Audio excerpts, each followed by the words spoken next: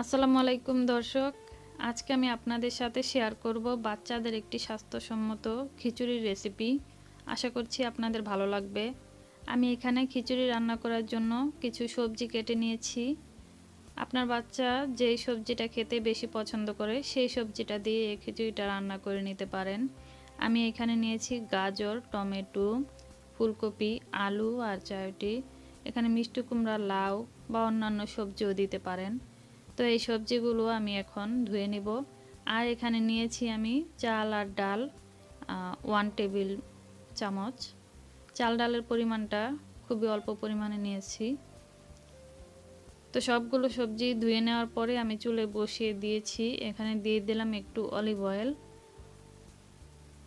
এখন দিয়ে দিব এখানে আমি একটু আদা রসুনের বাটা আর দিয়ে দিব পরিমাণ মতো লবণ। লবণের পরিমাণটা খুবই অল্প দিতে হবে, কারণ বাচ্চাদের খাবারে বেশি লবণ দিতে হয় না।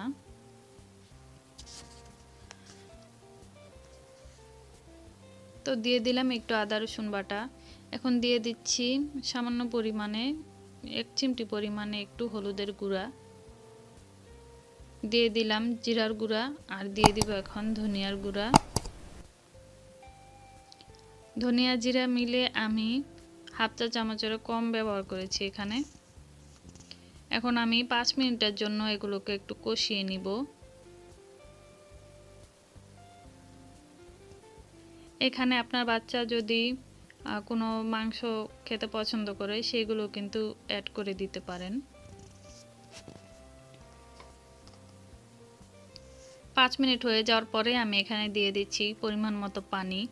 পানিটা দিব আমি এগুলো সিদ্ধ করার জন্য শুধু, কারণ এই খিচুড়িটা বেশি পাতলা হবে না, বেশি ঘনও হবে না, তো বেশি পানি দেওয়ার দরকার নেই।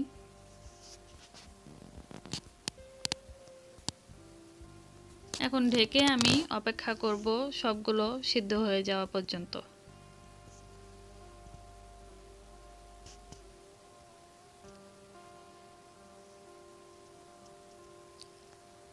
তো খিচুড়িটা সিদ্ধ হয়ে গেছে, এখন আমি এগুলোকে একটু ভেঙে দিব।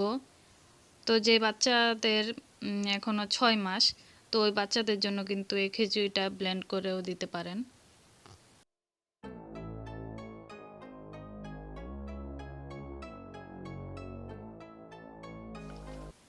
এখন আবারও ঢেকে দিলাম 2-3 মিনিটের জন্য।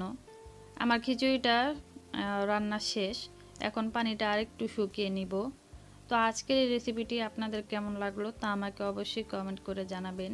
আর এই রেসিপিটি খুবই হেলদি একটি রেসিপি বাচ্চাদের জন্য, বাচ্চাদের স্বাস্থ্য ভালো থাকে।